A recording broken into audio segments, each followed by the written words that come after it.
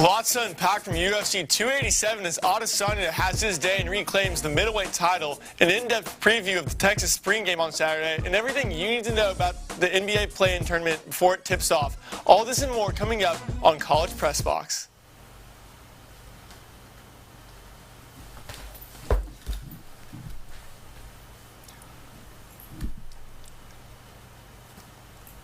All right, good evening and welcome to College Press Box. I'm your host, Justin Goosman. He's Robert Gonsoulin. We've got a great show lined up for you this evening. We're live, but we're also having plenty of technical issues, so we're going to work those out and get this show on the road. In the main event of UFC 287, it was Israel Adesanya getting stuff going. It was exciting stuff, so let's get right into it. Following the announcement of the UFC and WWE merger last week, many fans of UFC turned to the exciting fighting card that took place on Saturday night with multiple knockouts and TKOs happening, including some moments of sentiment. We now hand it over to Ronan, who will break down all the action that you missed. In the main event of UFC 287, hosted in Miami, Florida, the 185-pound middleweight championship was on the line as Alex Poatan Pereira looked to defend his title against the former champion and long-standing rival in Israel Adesanya. Both had competed twice in kickboxing, then one more time in an event. Throughout their three fights, Alex Pereira had won all three of them and twice by knockout. In the first round, Pereira and Adesanya looked to start slow, both wary of each other's strengths, having competed against one another before. Alex Pereira came out kicking Adesanya's legs, really crippling him and his movement. Adesanya targeted the head, couldn't find his target as much, and ultimately I gave the first round to Pereira. Going into the second round, Pereira came out much stronger, much more head fast. He really went after Adesanya, and ultimately Adesanya was battered, bruised, and went against the fence, put up a double forearm guard. Pereira unleashed a flurry of offense, opening up with a knee, then went for his patented left hook. But Adesanya was able to duck, hit Pereira with an overhand right, which wobbled him, hit him one more time, which knocked him out. Thus, as of Saturday, Israel Adesanya is once again your UFC middleweight champion of the world. And the co-main event was between Gilbert Burns and Jorge Masvidal in what would ultimately be Masvidal's last fight, not only as an MMA fighter, but in the UFC promotion. Masvidal and Gilbert Burns were evenly matched, but ultimately it wasn't particularly close, as Gilbert Burns would out-wrestle and outstrike his opponent. The first round, Gilbert had more effective striking, and in the second and third, he was able to get 3 of 4 takedowns, holding Masvidal down for over 5 minutes of combined time. Masvidal would end up retiring after the fight, thanking the fans for all of their support. He wanted to also thank the promotion for giving him the opportunity, and he hoped that somewhere along the way he inspired someone else, be it in the realm of sports or in life in general, to go for your dreams. He had a 20-year career that spanned over 50 fights. And finally, the most notable fight that wasn't in either the main or co-main event was between Chris Curtis and Kelvin Gastelum. Gastelum and Curtis put on what was probably the fight of the night, in my opinion, and also in the UFC's opinion, as it won the Fight of the Night honors, getting a $50,000 bonus. They really took just a pound of flesh out of each other, but ultimately it was Gastelum's ability to throw the quick 1-2. His hand speed was what allowed him to prevail, that and his ability to rotate past Curtis and get Curtis constantly moving. That was a great card on Saturday, and another great one coming up this Saturday night. I throw back to Justin and Robert. Thank you.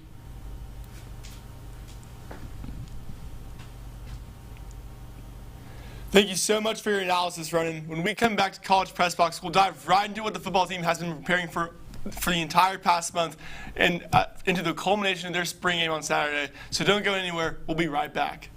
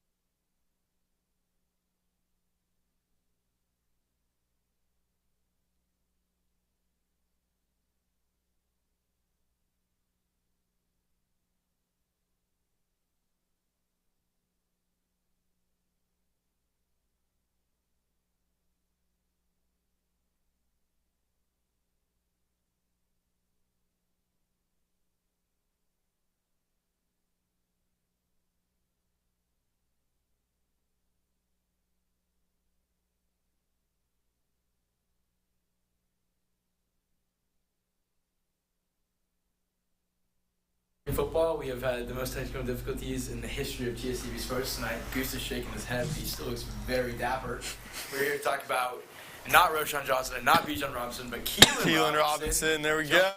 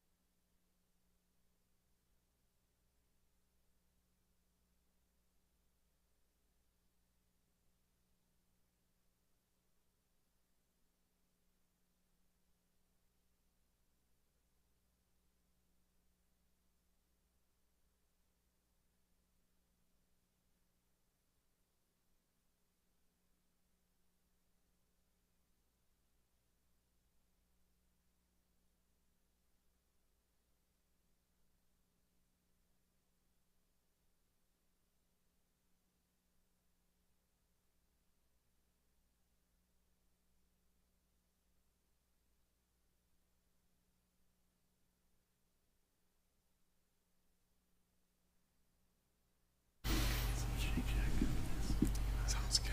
Where's the Shake Shack?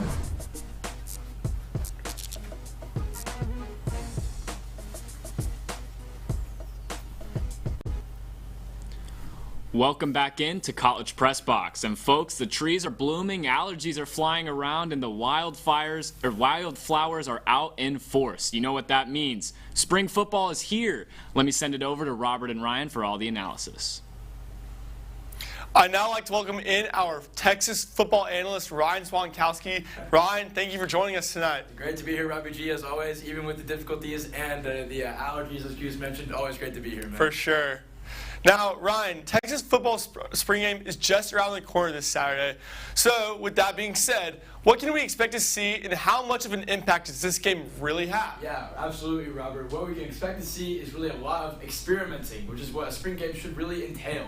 If you're a Texas fan, don't freak out if some players who you believe should be not be a starter is on the field first and vice versa. And this includes quarterbacks. Yes, Quinn Ewers and freshman phenom March Manning will both see the field, and Ewers might get a little more playing time. But don't read too much into that until the regular season play starts. Who knows what could happen during that time?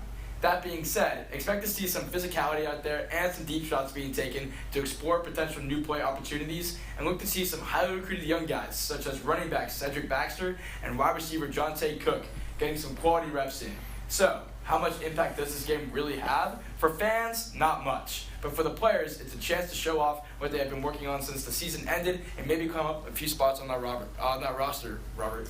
So, who should we watch for the most in this spring game and why? Yeah, absolutely my favorite question here. With Texas, there's always a lot to watch, but some players and positions I personally think people should keep an eye on and watch for is one, wide receiver Isaiah Nayor, the running back room, and the linebacker room. Starting with Nayor, who transferred to Texas from Wyoming after his sophomore season. He suffered a season-ending knee injury in a fall scrimmage before the 2022-23 season. It seems to be good to go now as he's been getting quality reps in during spring camp. In the 2021 season, Nayor had 878 yards and 12 touchdowns through the air while posting an average of 20 yards per catch. The man can play, yet the wide receiver room got even deeper this offseason for Texas with the returning of Jordan Whittington and the signings of both Jonte Cook and transfer wide receiver A.D. Mitchell from Georgia. So, Nayor's health and prominence will be interesting to see. Next, the running back room is interesting as well, as both Bijan Robinson and Roschon Johnson have left the NFL draft. This leaves likely starter Jonathan Brooks at the helm of the room, but shifty Keelan Robinson and 5-star running back Cedric Baxter Jr. are right behind him as well. Expect there to be some heavy competition all around for the backers. Next, and lastly, the linebacking unit. We saw DeMarvin Overshawn leave for the NFL draft. Will probably be a mid to late third-round pick per se, but Jalen Ford is returning for Texas as well, and he was the leading tackler for the team and had the most assists on the team as well. He decided to stay for another year, but 5-star sensation Anthony Hill has joined the Texas team after decommitting from A&M and is expected to start. So it'll be an interesting room for the linebackers overall, and we'll see if he's able to be successful early, Robert. So wrapping things up, what does the rest of the offseason look like moving forward for Texas football? Well, after the spring game, there's really not that much going on until right after summer. But there is the Big 12 Football Media Days that kicks off on July 12th with some potential tension as Texas joins the SEC the following season. And then the first game for the Horns is September 2nd in Austin against Rice. This spring game will be the last good look you have at Horns football for a little while, so fans should soak it all in. With that, Longhorn fans shouldn't expect the team to see much from the team until mid-July or even really until the end of summer. But knowing Texas football, that would continue to be discussed in some way or another, if I had to guess. So, Robert, and hopefully, if I had to guess, Robert, and hopefully not regarding injury, legal matters, or anything in those areas. Well, Ryan, I'm with you on that one. We all hope that the news we hear about the team heading forward is good news. It'll be exciting to see a ton of talented football players, new and returning alike, to take the field Saturday and get ready for the next. It'll be great. It'll be great to see them all returning, new and old faces alike, and to see some competition play out. But we send it back to Justin at the desk as we are set to talk about the NBA play-in tournament. Lots of good action coming up for you next on College Press Box. Thank you for that analysis, Ryan. When we return to College Press Box, I'll give you my NBA play-in and playoff preview, plus a breakdown of my regular season award winners. You won't want to miss it.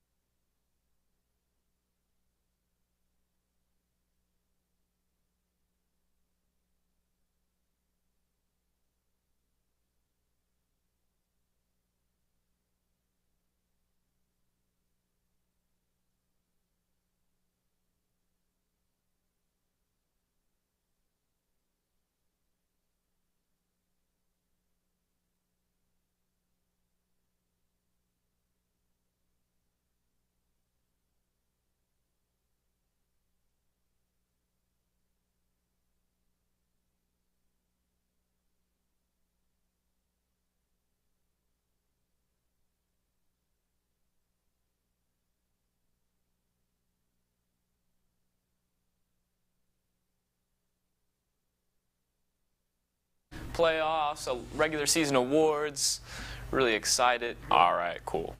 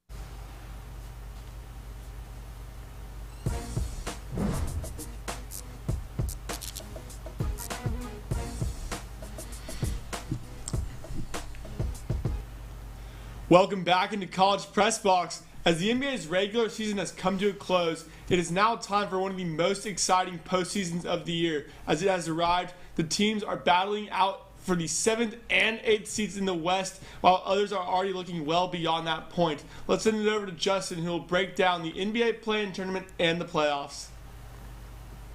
Thank you for that, Robert. Well, the NBA regular season wrapped up yesterday, and after all the dust has settled in the muddled Western Conference, we now know what most of the playoff matchups will look like. Now, before we get into the excitement in terms of who will play who in the playoffs, I'm going to give you my award winners following the conclusion of the regular season. Starting with most improved player, we got Lauri Markkanen. Lauri was sent to Utah in what looked like a trade that would help Utah tank for Victor Wembanyama, and everyone wrote off the Jazz. However, Lauri came out and from the get-go was the engine that ran that team, taking a team that should have been last in the West and keeping them in playoff contention until the very end of the regular season. Now, I won't bore you with stats because we have a lot of awards to get through, but Lauri now looks like a piece that the Jazz can build around for their immediate future.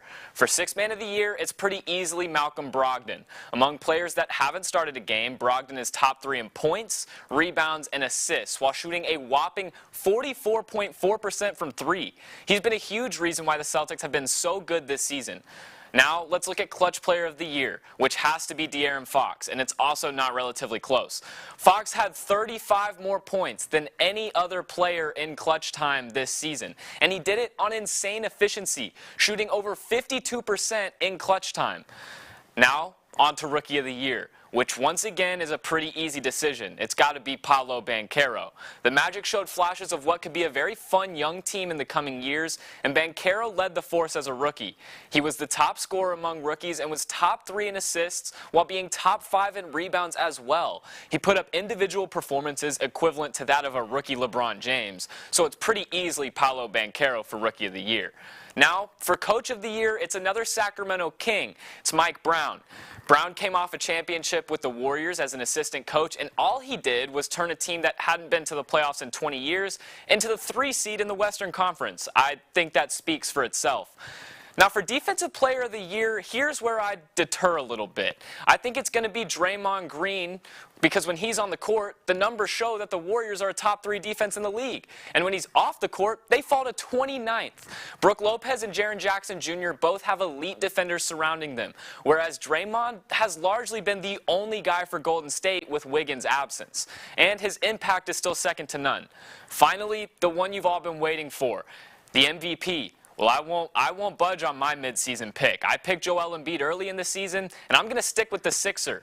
He's the third best record in the league, and he has a game better than his adversary in Nikola Jokic. Embiid leads the league in scoring at over 33 points per game, with shooting splits of 52%, 33%, and 85%. Jokic is great, don't get me wrong, but the lack of voter fatigue for considering Jokic's failures in the playoffs is bizarre to me. Embiid is clearly the MVP in my eyes, and it's been that way for a couple of months. Now, let's pivot away from the boring awards speak. Let's get into the play-in matchups. Tomorrow night, we have the 7 and 8 matchups between the Lakers and the Timberwolves in the West, and the Hawks and the Heat in the East. Now, if you would have told me last week that the Lakers and Timberwolves would play in a must-win game, I probably would have gone with the T-Wolves, just because I really like how they match up with Rudy Gobert and Jaden McDaniels. Oh wait, Rudy Gobert actually got suspended for fighting Kyle Anderson, and Jaden McDaniels punched a wall and broke his hand in the final regular season game of the year. The T-Wolves' two best defenders will be out of their play-in game against the Lakers, which makes my pick easy. The Lakers will win and play the Grizzlies in the first round.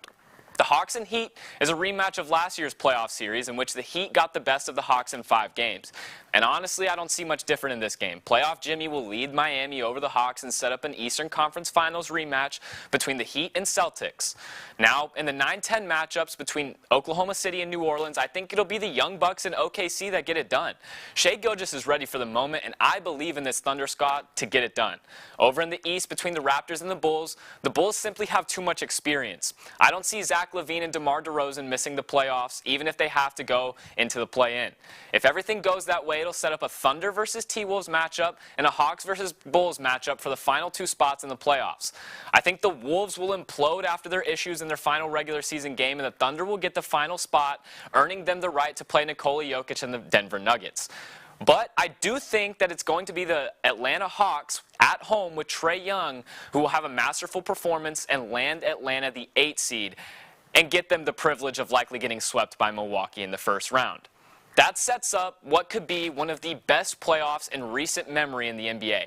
Any team could make a run, and the talent is at an all-time high level. In the West, teams 1 through 7 will have an argument as to why they'll be playing late in June. However, I think the conference finals will be between the 4 and the 6 seed. The Phoenix Suns will have to skate by the Clippers, which will likely set them up against the Denver Nuggets in round 2. But Phoenix has had Denver's number in the past, and with their pace of play, I see them exploiting Nikola Jokic's defense and getting past Denver. The team meeting them is the team that has never lost a series when all 3 of their core guys are healthy, that being the Golden State Warriors. Steph, Clay, and Dre, with Wiggins coming back and a healthy Gary Payton II entering the playoffs, is terrifying to opposing teams. And I think they get past Sacramento. That's no slight to Sacramento, but that would likely set up a series against Memphis, where they send them home for the 2nd straight year. But that would be where their luck would run dry. They'll fall to Phoenix in the conference finals. But out east, it's really between 3 teams, the Bucks, the Sixers, and the Celtics. I think you can go ahead and pencil in the Bucks to get to the conference finals. They'll get past either New York or Cleveland in the second round. And the Celtics, however, they could struggle in a first-round matchup against the Heat. But I also think they get by pretty easily. Brooklyn and Philly, after the trades Brooklyn made, makes me think we're looking at a potential sweep by the Sixers, setting up a Sixers-Celtics series where I gotta go with the Celtics in 7 simply because of home court advantage. Celtics and Bucks in an Eastern Conference Finals is must-see TV. Once again, the difference, in my opinion, is home court advantage. I think Milwaukee wins in 7, similar to Boston last year, setting up a 2021 Finals rematch between Phoenix and Milwaukee. But with Phoenix getting KD mid-season, I don't see them losing. KD brings home chip number 3, and the Phoenix Suns are the team I have winning it all this season. That's all from me. Now I'll send it back to Robert at the desk. Thank you so much for that, Justin. When we return to College Press Box, we recap the last week in Texas sports. You will not want to miss it.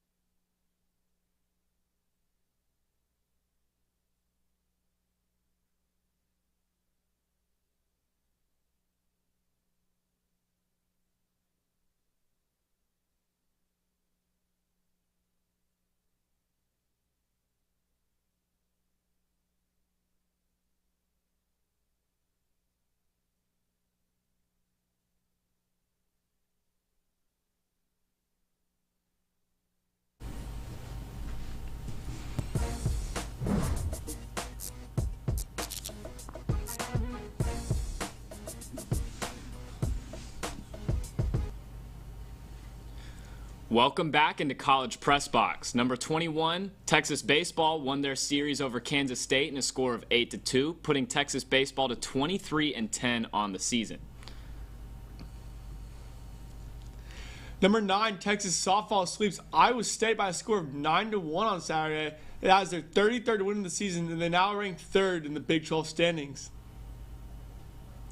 Number 7, women's golf won their Big 12 match play championship with a victory over Kansas in a score of 4-1-0. Texas won 5 of the 8 matches they played on the weekend. Congratulations to women's golf.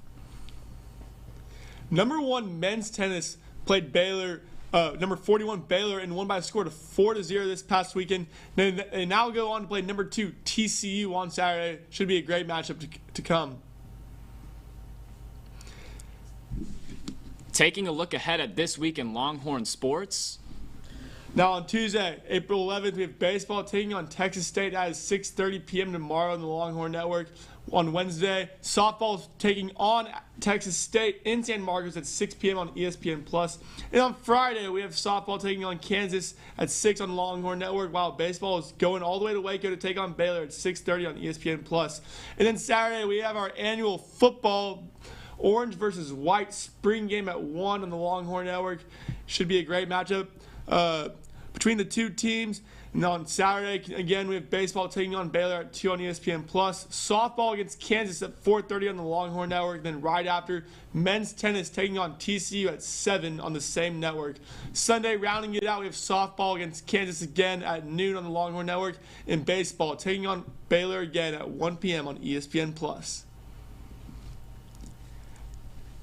That'll wrap things up for this week's special live edition of College Press Box. If you'd like to donate to Texas Student Television, any amount is appreciated. Please make a donation at supportstudentvoices.org. Make sure to tune in to our other shows this week, including College Crossfire on Wednesday and 1-0 Sports on Friday. Thank you to our analysts, everyone in Master Control, our executive producer Samantha Pearl, and everyone else at TSTV. I'm Justin Goosman. He's Robert Gonsoulin. Thank you for joining us. Have a good night, and donate to Texas Student Television. Donate, donate, donate.